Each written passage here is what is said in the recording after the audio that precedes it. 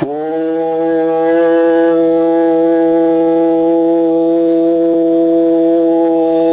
ஈஸ்வரா குருதேவா.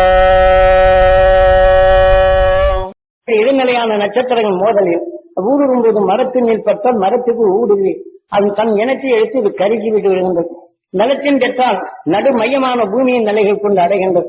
இப்படி அதீதமான நிலையில் உள் சென்று எதிர்மறையான உணர்வுகள் பூமி நடுமையமானால் எந்த பகுதியில் இது ஆகிற குறிகளனாக மாறி அங்கே இழகுகின்றது பாறைகள். ஆக மேல் இலகி ஆவியாக மாறும்போது பூமிகள் வெடிக்கின்றது, மேல்பாறை கீழே வருகின்றது, நிலநடுக்கம் என்று அடிபாகமா போகின்றது. ஆகவே இதற்குள் அடக்கி விடுகின்றது. ஆனால் அதே சமயம் இந்த மென் அணுக்களின் கதிர்கள் கடல் நிலைகள் படியப்படும் போது மணலாக மாறுகின்றது. ஹைட்ரஜன் இந்த உப்பின் சத்தை அவருடைய வீரியத்தை தணிக்கின்றது.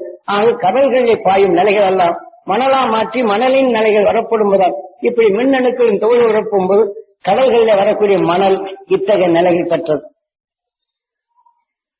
ஆகவே இதெல்லாம் இதுதான் இன்னைக்கு யுரேனியம் என்றும் ஒவ்வொரு மண்ணுக்கு எந்தெந்த நட்சத்திரத்தின் நிலைகள் இது கலைகளாக எது நிலைகள் வருகின்றது என்ற நிலையை இது உருவாக்கப்படும். இந்த மணலின் தன்மை தனக்குள் எடுத்து அணுவை பழக்கின்றான். ஆக இந்த அணுவின் தன்மை மற்றொன்று அழைக்கும்போது வரும் அணுவின் தன்மையை பழந்து அந்த உணர்வின் தன்மை எடுக்கலாம். இதனை சிதைந்த உணர்வின் தன்மையில் தான் இன்றைக்கு கம்ப்யூட்டரிலும் இதனுடைய நிலையை உணர்வை பாய்ச்சி ஒளி அதிர்வுகளை கண்டு அந்த உணர்வின் செயலாக்கங்களுக்கு அந்த நுண்ணிய கதிர் இயக்கப்பொறிகளை மாற்றும் போதுதான் கம்ப்யூட்டர் என்ற நிலையை வருகின்றது.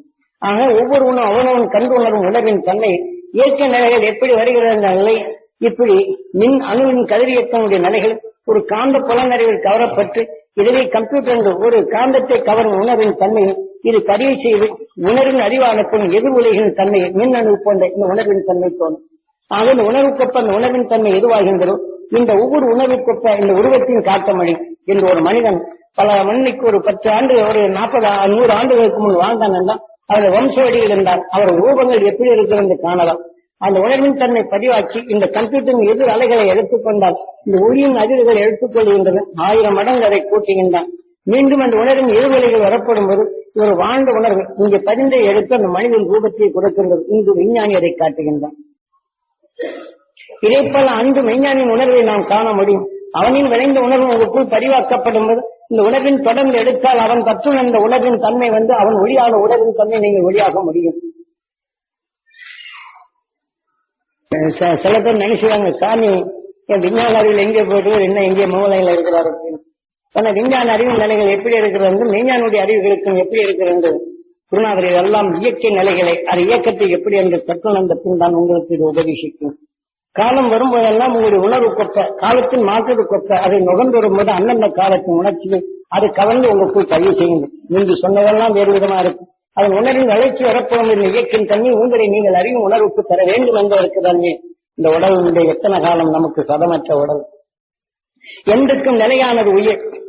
அந்த உணர்வுடன் ஒன்றின் உணர்வின் ஒளியான நிலையாக்கப்பட வேண்டும். ஆக இந்த உடலுக்கு பின் பிறவியில்லை. பிறவியில்லா நிலையான அறிவின் உணர்வை உங்களுக்குள் சேர்ப்பதுதான்.